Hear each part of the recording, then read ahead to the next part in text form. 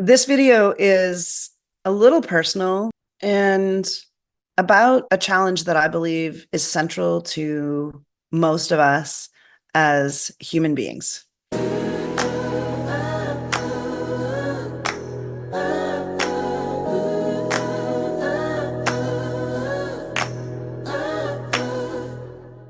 It's a little abstract, and I want to know what you think about it.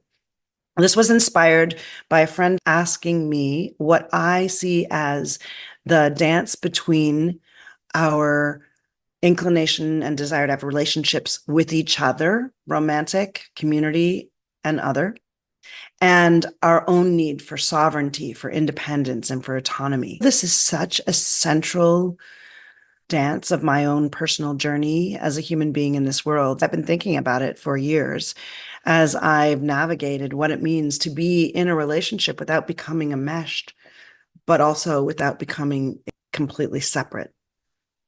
So here's the too long didn't read. I believe that the biggest challenge that we face as human beings who desire both independence and sovereignty and relationship and connection are that we don't have the tools that allow us to live in a connected, beautiful, interdependent way. And so instead, we accidentally become enmeshed with each other in ways that ultimately feel unhealthy and create resentment, or we amputate the relationship idea altogether and become completely independent. And it's my belief that our journey as humans is to find a beautiful place where we can dance together in an interrelated and beautiful connection that allows for both our sovereignty and our relatedness. I also think it's a core challenge that is supremely difficult to do. We all desire and need independence. And so in this video, I'm going to talk a little bit more about my ideas related to that challenge. And I'm going to share some suggestions that I have for you and also for me about ways that we can hopefully do a better job of that dance. I do think it's a core challenge for us as human beings. We all have a desire for these opposite experiences in the world of independence and interdependence, of autonomy and community, and of sovereignty and relationship. And I'm sure there are other words I could parallel that would say the same thing. For myself personally, my need at both ends of those spectra is high. Maybe everyone thinks theirs is high. Maybe everyone's is high, but I know that I crave a lot of independence and a lot of sovereignty. But I also deeply am oriented towards relationship. And I, and maybe you, have felt in my life that I've had to compromise on one end of the spectrum or the other, that doing an equanimous. Ooh, I'm going to have to look how to pronounce that word. Hold on a second. Equanimous. All right. So the way you pronounce it is equanimous. I think the pursuit of doing an equanimous dance between sovereignty and connection and independence and interdependence, autonomy and community, I think that is part of our life work as human beings, living as individuals who desire our own expression and self-direction, as well as desire for connection and community. The problem is that collectively, in our culture, we have not had the structures that support doing that equanimous dance. We have not had the social foundations that are in support of being both independent and a part of a community. And we haven't learned the skills. We haven't valued self-awareness that's necessary or been taught the techniques and the ways that we need to learn how to be and communicate so that we can have both simultaneously. We haven't been raised with self-awareness. We haven't learned authentic self-expression or how to be aware of and state and then hold our boundaries. We haven't been taught to have emotional intelligence and the communication that would make it possible for these experiences to coexist. So mostly we end up, or we choose, or we even create situations where we're enmeshed. And what typically happens is our drive for connection has us pursue relationship, get into relationship, fall in love, or become committed in such a way that we become emotionally and logistically enmeshed with each other. And then we become resentful of that experience. Now, that might happen more or less for one person. Often, if there's one person who's the pursuer and the attacher, another person who is the distancer, or if you look at that in terms of attachment theory, one person who pursues the attachment, another person who maybe avoids it. So sometimes we do that dance with each other, but the truth is that both of those roles exist in most of us. That's why you hear people talk about a pattern in relationship where when they're desiring of the relationship, they feel like they don't have enough of the connection they're pursuing. But when someone else is heavily pursuing them, they feel trapped and want to distance. The ability for us all in a partnership with another person to be able to coexist with sovereignty and also connection is extremely difficult. Another thing that can happen is that we'll opt for the sovereignty over the connection. And the ways you see that play out in our world are when someone decides that they're done with relationship and they instead put their attention and their focus on their children or their business or their friends, and they swear off of relationships altogether. In my opinion, that is amputating the part of yourself that is desiring of, and that is the natural human reaction to be in relationship, to be in connection with other. In those situations where people choose sovereignty and independence at the cost of relationship, hopefully they find other ways to have connection that don't compromise their sovereignty.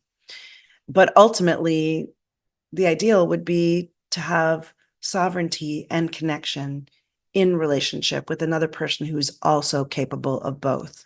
There's always a shadow of each side.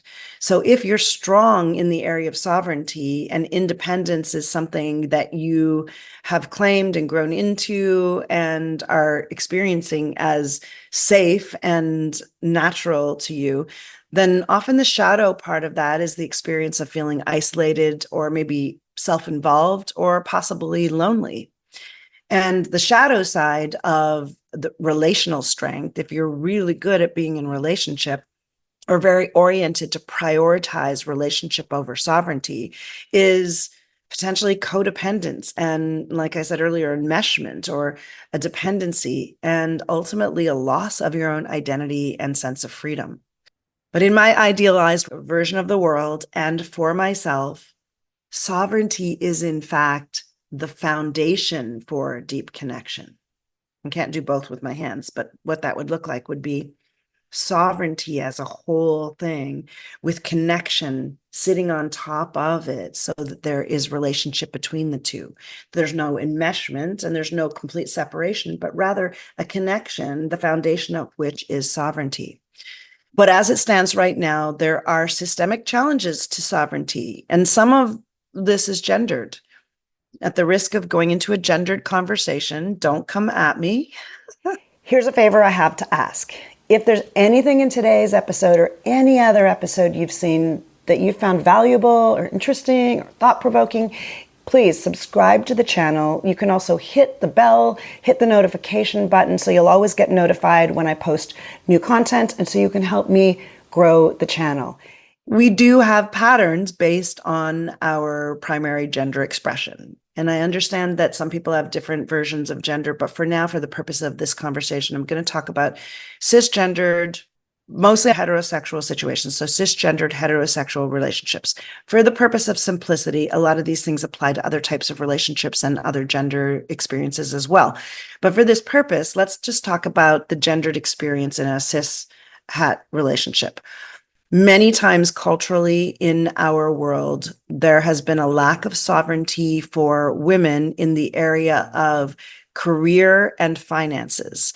That has been changing of late, but historically, women have financially and for their role in the world been dependent on, or even in past generations, lived through the career experience of their husbands or partners.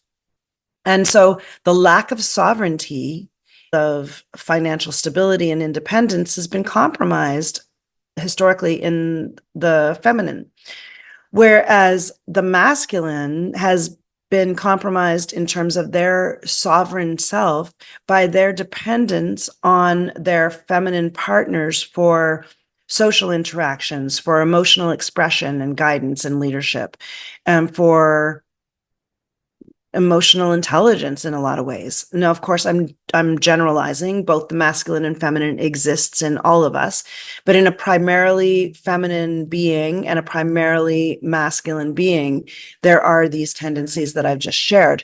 And the problem with that is that without that level of both financial and logistical and career sovereignty and emotional and social sovereignty combined in one person, we become dependent on the other in ways that take us out of choice, that our connection is not based on choice. That if we can come to a place where we are each, as human beings, coming into a relationship fully sovereign and independent, financially, in terms of career and our purpose in the world, as well as with our ability to communicate, to have emotional intelligence, and to have emotional and social sovereignty, and bring both of those things together as whole beings, then I think there's the possibility of doing a dance with our sovereign selves and our interconnectedness. But it's the lack of full sovereignty as individual beings that have us be more than just interdependent, but rather enmeshed in ways that compromises our sovereign self. So I don't know if this is a pipe dream on my part, possibly. I have not experienced it or been successful at it myself. And it's also possible that there is no ultimate perfection that along the lines of what I've just presented, but rather we're doing a constant dance between all the different poles of sovereignty and interconnectedness. So maybe that's the ideal, is that this human dance of being with and around those poles and dancing with them and everything in between is our path.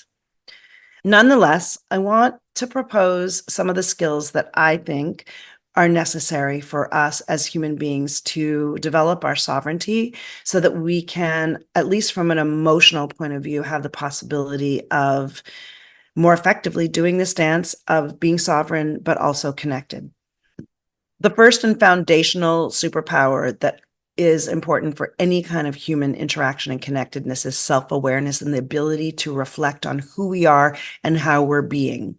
This means that we need to have built into our lives, either through mentorship or coaching or our own personal practices, check-ins, taking time to reflect on our own needs, on how we are feeling, and on how we're behaving and how it's landing.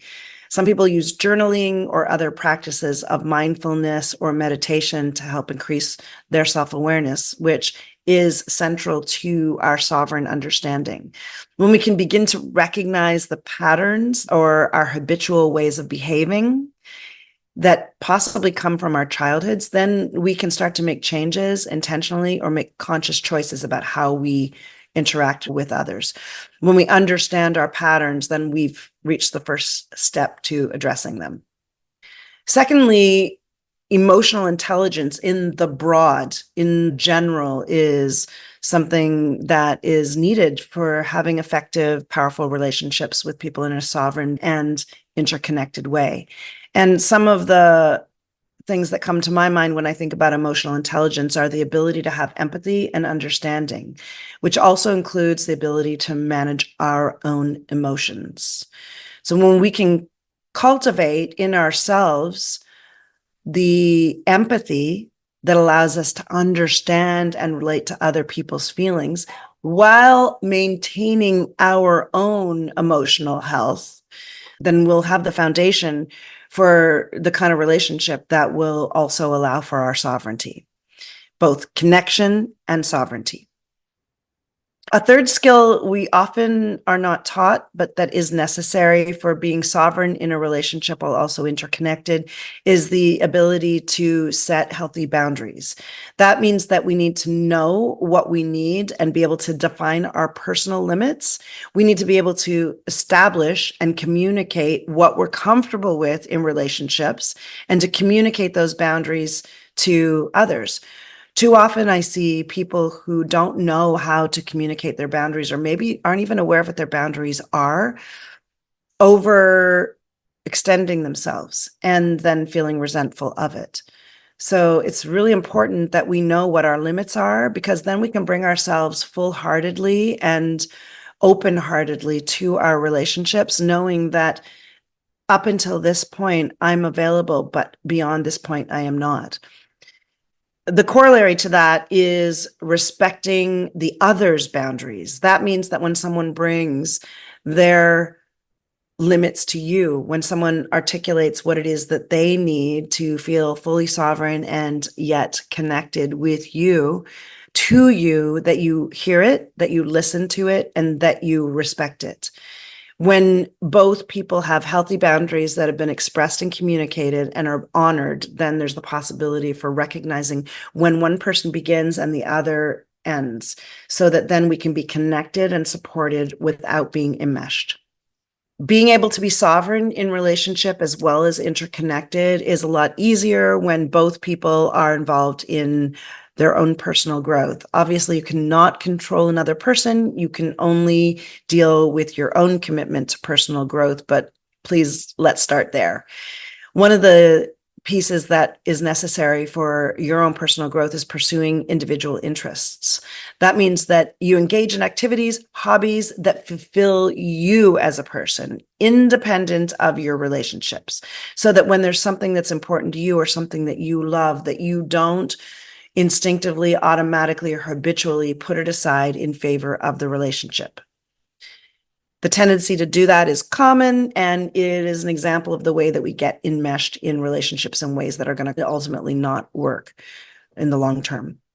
So consider being a continuous learner and investing in your own personal development through various types of education, learning new skills, or exploring self-improvement practices or opportunities.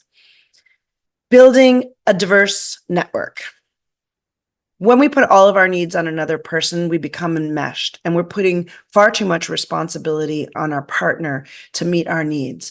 So it's important to build a diverse support network. That includes all kinds of connections, which means relationships with a variety of people, including friends, family, colleagues, and mentors, as well as business partnerships, in order to avoid over-reliance on one single person, on your partner.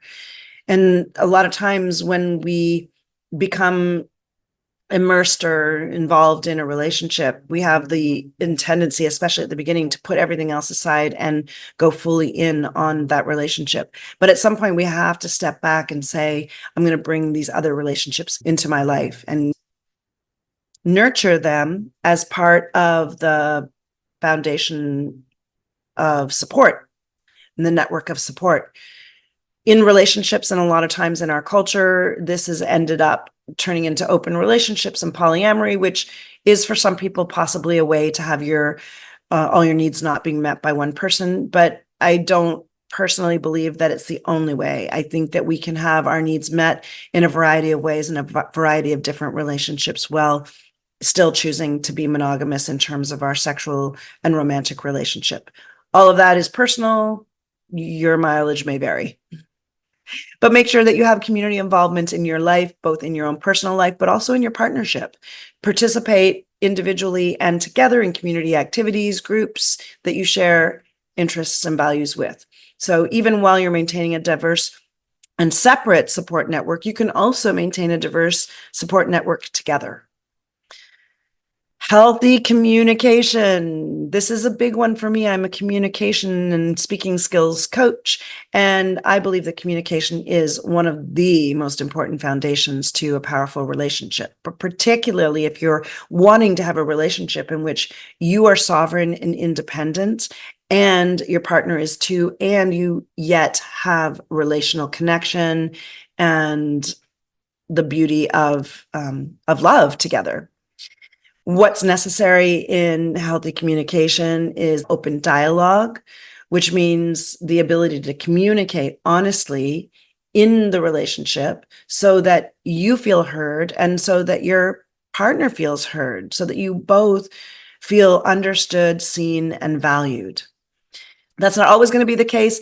So you also need some repair skills and conflict resolution techniques. You need to develop effective ways to repair when damage has been done or to handle disagreements in a way that is constructive and clear. And then you need to find ways to collaboratively make decisions. That means being heard and understood, sharing each other's perspectives so that you can make sure that both parties' needs are considered. Everybody may not always get their needs met, but at least they've been considered and you can make a decision together, even if it means sometimes being the one compromising. Self-care. Our physical and mental health is central to our autonomy and sovereignty. If we're not prioritizing our own physical and mental health through regular exercise, through eating healthy, and through getting enough rest, then we are not going to be in a position to have a healthy relationship with another person. So make sure that you have time for yourself to do all of those things, to take care of your well-being and to recharge and reflect, which takes us back to the beginning because it's all a cycle, and build your self-awareness so you can begin the cycle again. Balancing interdependence and interconnectedness is, I think, a dynamic and ongoing process. It's something we're going to have to continuously and actively work on. Hopefully, some of the strategies and techniques I've just mentioned will help you create sovereignty in yourself as a foundation for creating a deep, meaningful, lasting, and beautiful connection with a beloved so that you can have a healthier, fulfilling equilibrium in their presence together and apart. Being a human is not easy. I hope that this has contributed something to your process of being with yourself and with loved ones.